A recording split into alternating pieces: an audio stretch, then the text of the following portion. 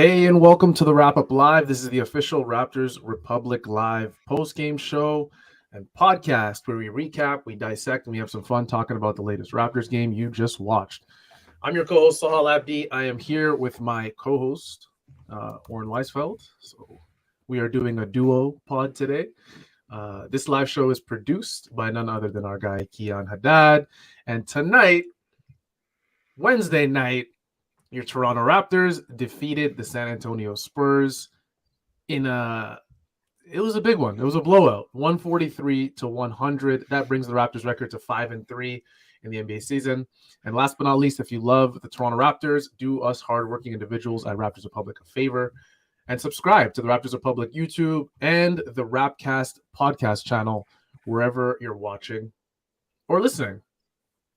First of all, Oren, in a game like this, 43-point blowout, I don't know if this is going to happen a lot for the Raptors this season. Where do you want to start? Do you want to start where the blowout kind of began, where the game where the Raptors just started lapping the Spurs in the second quarter? Where do you want to start? Let's start the first play of the game. Okay. Let me pull up the video of it as I talk, because I think the first play of the game set kind of the tone of how the Raptors were going to play this game, which was a whole lot of steals and a whole lot of fast break points. And it's OG Anunoby kind of flying out of nowhere to get this kind of deflection steal. Like, when I was watching the game, I did not think he was going to get to this ball, and he gets to it. And OG, 5 steals tonight, 6 steals yesterday. I said on the Raptors show today that, like, the people talking today about I've seen people talking on Twitter about OG should get votes or should make one of the all defensive teams this year, right? And like, I really think we're aiming too low. I think OG's been like one of the best defenders in the league this season, and I mean like one of the 3 best defenders in the league. Like, I'll give you Giannis ahead of him, but I've been watching a lot of ball this season, and I can't name a lot of guys who are on winning teams and who are playing more impactful defense than OG this season. So I really think this guy should be aiming for the Defensive Player of the Year award. Like, I want to start off talking about him and like what you thought of his defense these last couple of games, because I've been very impressed.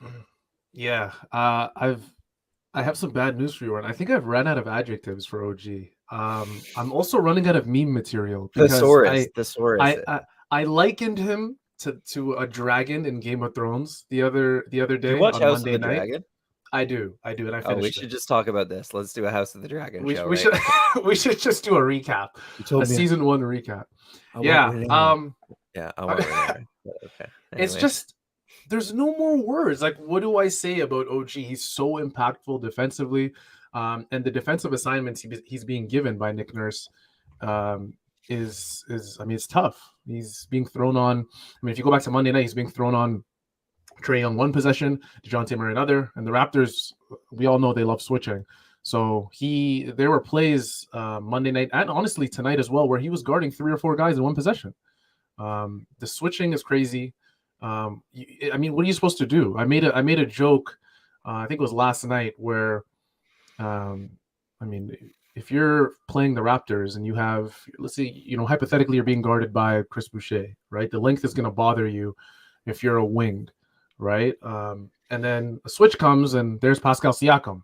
So normally when you call for a switch, you think you're getting a break of some sort, right? Especially when your defender's hounding you, and then Pascal Siakam, and then you get another switch, and it's Gary Trent Jr., and then you get another switch, and it's OG Anunoby, and you get another switch, and it's Fred VanVleet. It's like, what are you supposed to do when the Raptors are fully healthy? And in this game, they were not even fully healthy, Oren. They were missing their starting point guard. They went with the same starting lineup as the last game. They had Scotty Barnes, Gary Trent Jr., OG Anunoby, Pascal Siakam, and Christian Koloko, and that was obviously due to the injury from Fred VanVleet. The Spurs, we got to give them, I guess, a little bit of leeway. It was a 43-point loss, so I don't know if Keldon Johnson or Devin, is it Devin Vassell? Yeah, they're 2 best players, to be fair. It's their 2 best players, so again, it's a 43-point, but things change. Pirtle might Pirtle might be in there, actually. Pirtle might be in there as well, yeah. I think he definitely is as well. Otto Porter did return. He was active for the Raptors tonight, which was cool to see. This was his first game. Nick Nurse didn't give him too much in terms of minutes, didn't put too much on his plate. He only played 11 minutes. He shot a couple shots, hit one of them. It was a 3.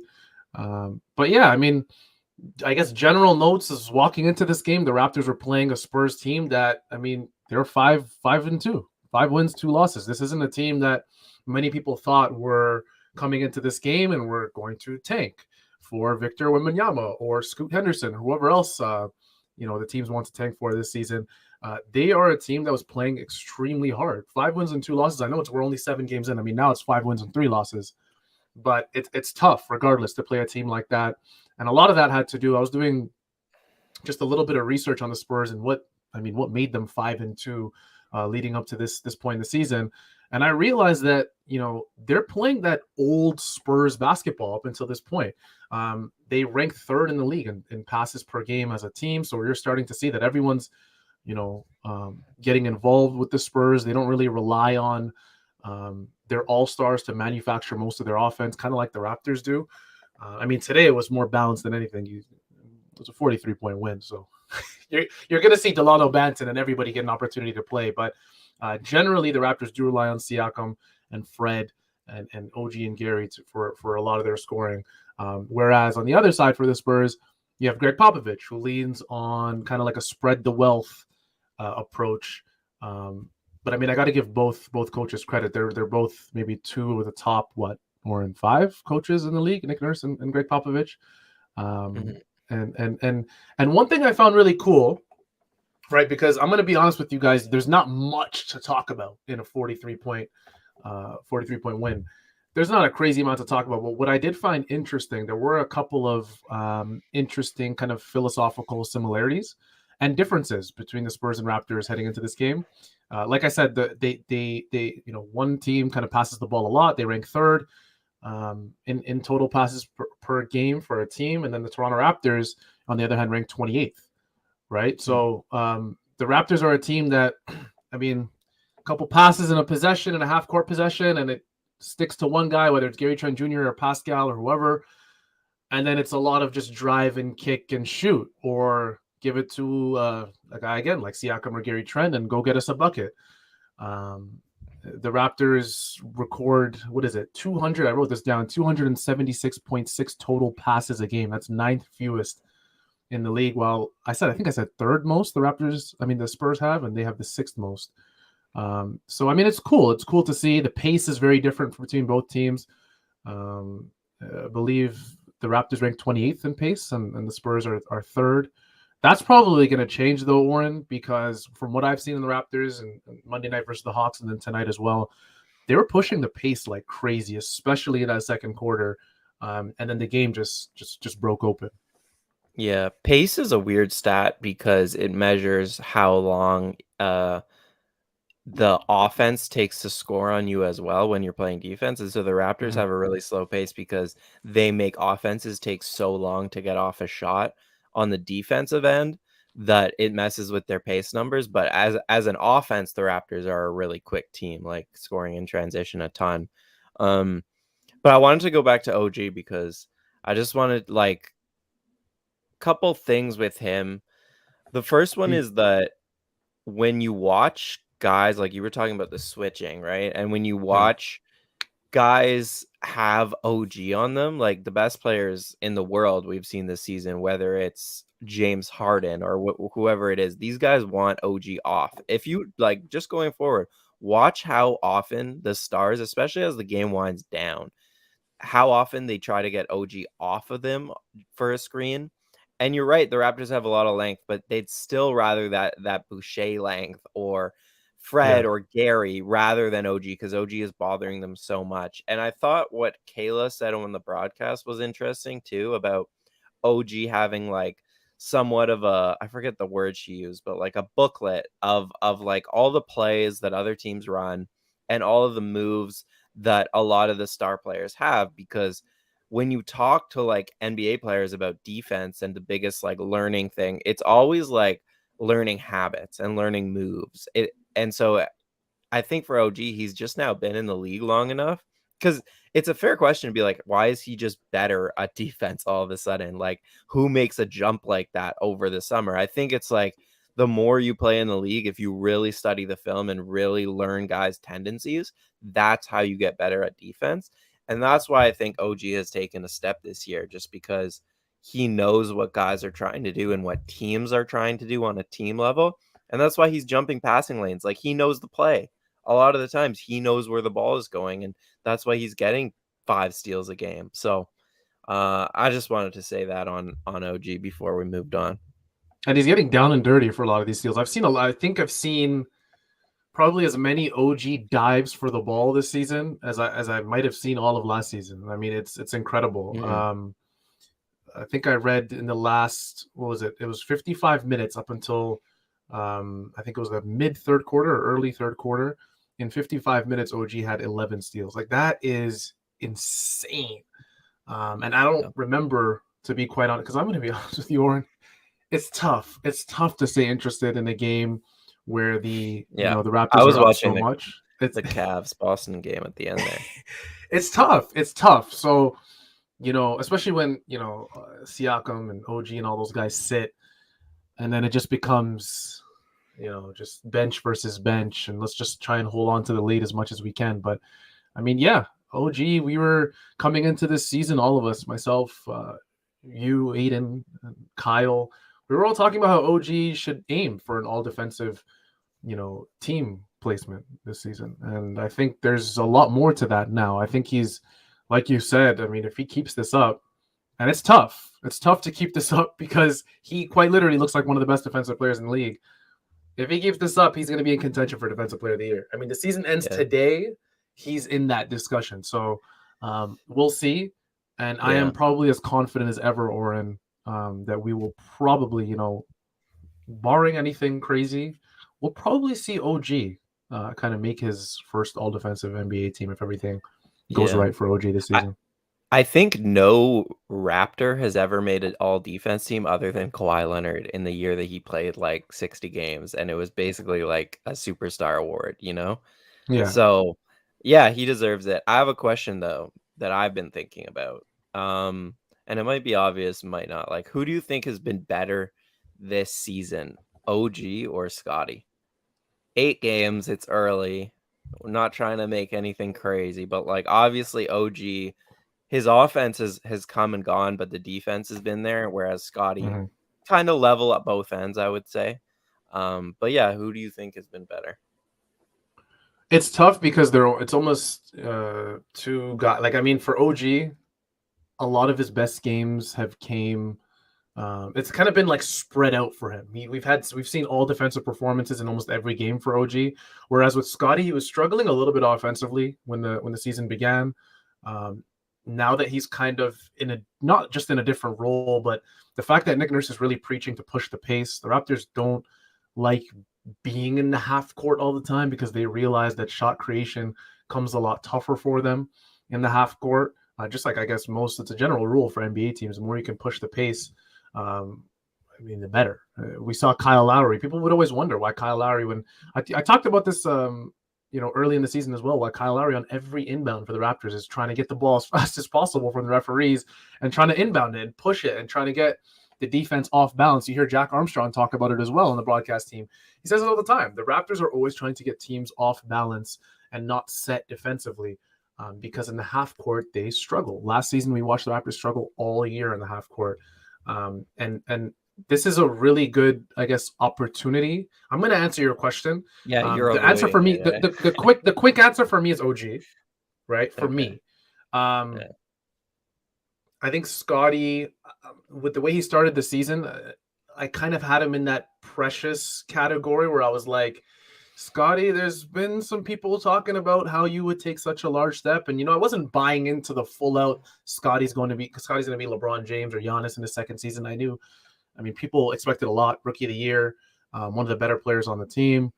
But I just expected more from Scotty when the season began. I feel like we saw a couple of his best games, maybe in the last 2. He played really well in Atlanta.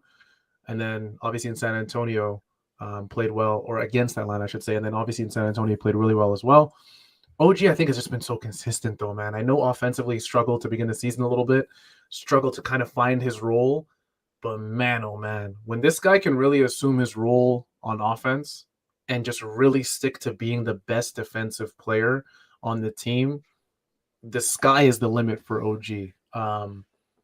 Yeah, this is. I don't even think, honestly, Oren. I don't think he's just on a defensive player of the year kind of trajectory. I think if he keeps this up and he stays at this level defensively, and he can give you 16, 17, 18, 19 points per game, whatever it is, somewhere in that range, you're looking at a guy that you might have to consider for an all-star appearance. I know we're 8 games in, the Raptors are only 5-3, but what's really stopping anyone from saying that OG's gonna take a drastic drop or take a drop defensively from where he is now? This is OG Anunoby. I mean, this is just it. Yeah. I mean, he's taken it to another level, but this is OG Anunoby. So my long-winded answer is OG, but I don't want to take anything away from Scotty. He's been good. Yeah, I'll give a long-winded answer too, because I don't really want to answer the question. But that's why I asked, because like Pascal, like if the season keeps going, again, it's early, but if the season keeps going this way, Pascal is a guaranteed all-star. But it's like, can the Raptors get 2? If they keep winning, maybe they can get 2. And it's going to come down to Scotty or OG, because Fred has just taken such a lesser role on offense this year that it doesn't look like he's going to be in that picture. So I've been thinking about this, and it's funny, these conversations, because it always goes back to like our expectations. And I think you picked OG, you said, because you had high expectations for Scotty to take a jump. And I had pretty small expectations for Scotty and high expectations for OG to take a jump offensively. And OG took a jump defensively. Offensively, though, he's been largely disappointing to start this season. So I'm actually going to go Scotty, but I really I do think it just comes from my expectations coming into the season. It's a weird thing where it's like, it's hard to be objective here and just say who the objectively better player has been. It's been close, but that comment was true. Like, OG keeps them in the games with his defense. But Scotty, to me, is just doing a lot more offensively and more efficiently. That I'm going to take him just because I value offense a lot more than defense. But it's close. And I think by the end of the season, by the All-Star break, I think the answer is going to be OG, because he just hasn't found that offensive rhythm yet. The 3 ball hasn't been going down, and then he's been just turning the ball over way too much when he puts the ball on the floor. But we know he's better than this. There's a large sample size of him being better than this. So I'm pretty confident the offense is going to come around. And if it comes around with the defense like this, then I think by All-Star break, you're looking at OG as a number 2.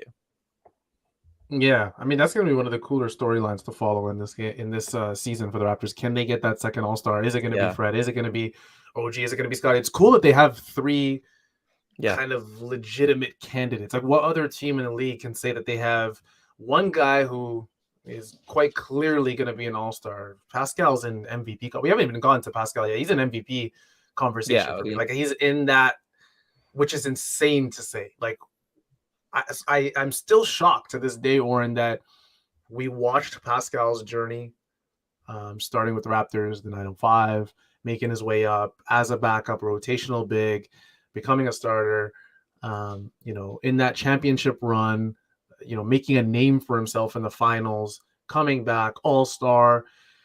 It's insane. I mean, 2 all-NBA teams, second and third team. It's now Pascal's in the MVP conversation. Who knows if he's going to stay there or not? But I mean, we haven't even got into a guy that we talk about so often. I think that might be the reason why, because now we just expect this from Pascal.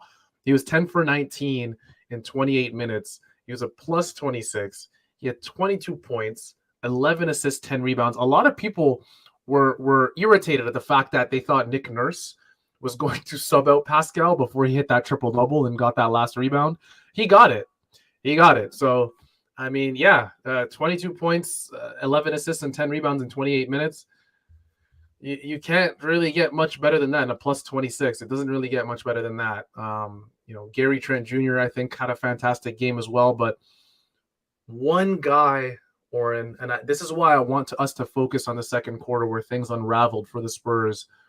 One guy that we just got to give credit to, man, has to be Chris Boucher, because this guy's coming into games now, Yeah. and we're seeing complete and utter instant offense. Like, this guy's coming in as a spark plug and doing everything that when the Raptors re-signed him to that contract, he's doing everything the Raptors imagined him doing off the bench for them. Big threes, big blocks, his ability to finish at the rim. His rim protection still pretty good. I mean, he challenges shots with that wingspan that I don't know. Chris Boucher, to me, if you look at bench players across the league, to me, he's one of the better bench players across the league. 17 points, a plus 22. He was 7 for 10 in just 25 minutes. He had 8 rebounds, a couple steals, a block, only a single turnover in 25 minutes. And he had the ball quite a bit. Can we talk about Chris Boucher, and his ability to come off the bench and kind of make a difference? I didn't realize that I was showing the people could see that. No, yeah, Chris Boucher's been really, really good, and we always used to think of him, I think, fairly as a pretty inconsistent player, right? Where he used to be prior to kind of the second half of last season. You never knew what you were getting from Chris Boucher. One night he might shoot the lights out and just be great and be really locked in defensively, and the next night he might jump at every pump fake and not hit his threes and be out of control. And you just never knew. And what the biggest compliment I can give Boucher is that he's turned himself into maybe the most consistent bench player on the Raptors. Actually, easily the most consistent bench player on the Raptors right now. Yeah. Every game, you know what you're getting from him. The 3 ball has been pretty consistent, and it's just he does everything, and he infuses a sense of speed into the game where the Raps just seem to get out in transition when he comes in because he runs those lanes so hard. So yeah, it's really a credit to him for kind of turning himself into that, first finding a role that was suited to him and then doing that role every day, because that's so hard. That's what superstars is guys who can do it every day, and in this case that's what amazing role players are guys who do it every game. So definitely credit to him, and he's been a huge part of their success this season. Yeah, for sure. And Andre said Boucher's growth since last year has been great. He was so inconsistent at the beginning of last year, and now you know what he brings. And I mean, it is what it is at this point. We're at the level with Chris Boucher where we're expecting him to come off the bench and make a difference every time, and that's what he is doing. So I mean, we got to give Chris Boucher some credit, because he's been instant offense. He for a Raptors team that now that they have Otto Porter back, which is a good start for a Raptors team, that you look at the rest of this bench. I mean, Thaddeus Young, only 8 minutes in this game. He has been a shell of himself this season. Yeah, I so wanted far. to talk about the bench and the depth and the rotations and who's It's playing. Tough. And Precious has been struggling too this season, right? For sure. Precious got into the game 3rd today after Khem Birch and Boucher. Usually he's in there with Boucher. And the fact that he's actually not starting instead of Koloko in the first place is pretty wild. I get it, just because Koloko gives him a different dimension. He's a true center. And Koloko, man, credit to him. He's good. I did not think Koloko would be ready to play. And he's just ready. I don't see him playing in the G League this year. Maybe a couple games here and there, but for the most part, he's a part of their toolbox. I don't know if he's going to be playing 23 minutes every night, but he's a part of their toolbox. So I'm not even saying that against, and then Birch has also been good. So I kind of get the Precious limited minutes, because he is best at the 5, and they're trying him in these groups where he's more of a wing, and I don't love the look of those groups. I like him a lot more at the 5. So it's tough, but honestly, that's why I was just texting my brother after this game. I was like, it feels like the Raptors are ready, not right now, but by the trade deadline, for a bit of a consolidation trade, because they have these guys. Thad Young can play, man. Precious Achiuwa can play more minutes than that. Otto Porter Jr., it was on some sort of minutes limit today, clearly. He can play 20 minutes a night.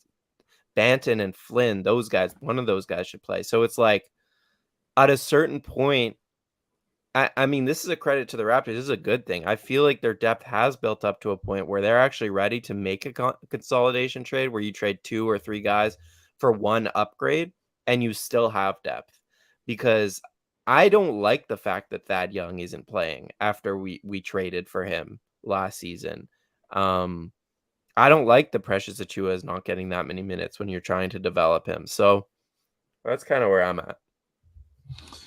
Yeah, it's tough. The only thing that I can give a little bit of pushback in terms of what you just said it's just the fact that the Raptors have struggled with injuries so much in the last 2-3 seasons that it's tough to say. I Yeah, mean, now we're looking at a that's team true. that's fully healthy, right, from top to bottom. Yeah. Obviously minus Fred, and I think no, he wasn't out. Yeah, well, no, Boker's Just played. Fred. Oh, he played 8 minutes. See, that's how you know. I didn't really watch the fourth quarter. This team, I don't know, Oren. I'm not ready to say just yet. Like I understand. I Yo, did understand you what forget you about mean, Wancho? and I. Because I forgot Wancho was on this team until I saw him in the fourth quarter today.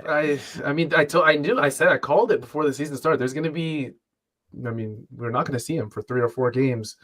That's how. But you're right. I mean, that adds to your point that the Raptors are that deep. It's tough. It's tough now because now you're at a situation where almost everyone's healthy. Fred's going to get back, and there's going to be even less minutes. And in a game like this, not every game is going to be a 43-point blowout, right? Where you go up against a Spurs team who, let's face it, yes, they're 5-2, but I mean, talent top to bottom on their roster is not all that great, especially when you're missing 2 guys, Keldon Johnson, Yeah. and Devin Vassell, who were out, and that tandem for San Antonio combines for quick math 43.7 points per game. So that's I wrote this down. That's 37% of their scoring production, right? And funny enough, 43.7 points per game. The Raptors won by 43 points. So I mean, it's tough. You're facing a team that's struggling, and then they lose 2 big guys, and you absolutely destroy them. And now you get a chance to play some of those end of rotation guys. And I don't know if I'm just quite there yet to say that the Raptors should consolidate, because you just always have to be prepared, because if one of these guys go down, whoever it is, someone's going to have to step up. And if you move, I know I saw a couple people tweet, and I knew this would happen. Jakob Poeltl. I mean, I'd love to see him on the Raptors myself. I mean, you're in too. I know I'm in as well. I'm in as well. A lot of people are in. Because Raptors imagine Twitter. upgrading the Koloko starting spot to Poeltl. Exactly. That's a huge upgrade. It's a massive upgrade. And Poeltl's clearly cemented himself as one of the best defensive centers in the league, a guy who's a good finisher at the rim, very good screen setter, can roll really well, and just has high basketball IQ, understands what it means to move the ball, find the open man. I get it. The consolidation makes sense. It's just you always have to have you have to have a backup plan just in case things don't go perfect for the Raptors. That's in terms of guys staying healthy, right? So it's tough. I think I'm with you if the Raptors stay fully healthy up until the midpoint way of the season. And when I say fully healthy, I mean relatively. Obviously, if they're missing 1 or 2 guys, that still means they're relatively healthy. It's tough to have every single guy there, but I'm sure a lot of fans agree with you that it's time to probably consolidate. I mean, they probably do agree with you. Yeah, no, but you make a good point. But ultimately, it's like if one of the main players gets injured at playoff time, it doesn't matter either way. So that's why it's like you just gotta hope and pray for good health and make the trade that at your best form just raises your ceiling. It might lower your floor for sure with the injury stuff. It lowers your floor, but it raises your ceiling. Because I honestly think this team is a starting center and like a secondary ball handler shooter away from like real contention. I don't think they're that far. I think you look at like the Boston Celtics model, like Boston traded like 3 future first round picks, I think, for Brogdon and White. And now they're a contender. And I'm not saying like the Raptors are the exact same team, but if they wanted to trade their future picks and upgrade the roster, I don't think they're that far away from that level. But anyways, I'm ready to. We said we were doing 30 minutes, so unless you have, we have to talk about the Raptors Republic website. We do. Let's cue our producer in, Keon Haddad. Guys, I'm going to make it short and sweet for everybody here. Obviously, at the beginning of this season for the Raptors, our website, our independent website, Raptors Republic, we switched over to a premium content kind of website where you only pay $6 a month to access premium content. Honestly, we have tons of things coming out every single day on different players, on the most, I guess, contemporary themes that surround the Toronto Raptors.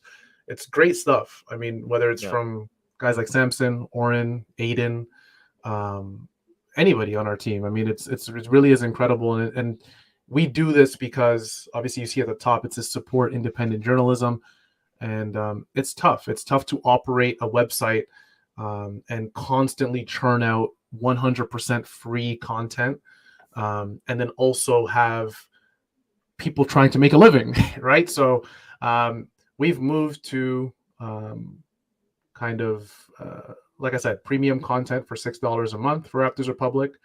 And anybody interested in this, we appreciate the support 100% and supporting our website and supporting all of our creators at Raptors Republic. We really do. We have a huge, massive team filled with graphic designers and show producers, and like Keon in the back, who unfortunately, like I said before, is a Miami Dolphins fan, but that's besides the point. Sorry, I just got to mention that every few episodes.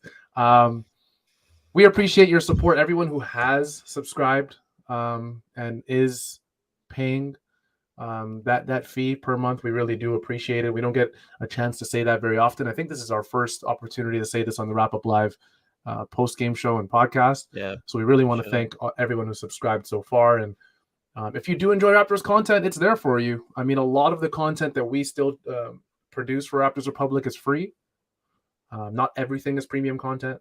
But if you are interested in a very small fee per month, I do understand, guys. I know I'm paying for Amazon Prime and Netflix and Crave and all that stuff too. I am too. But if you do go on Raptors Republic every day and you do wish to support, we do appreciate it.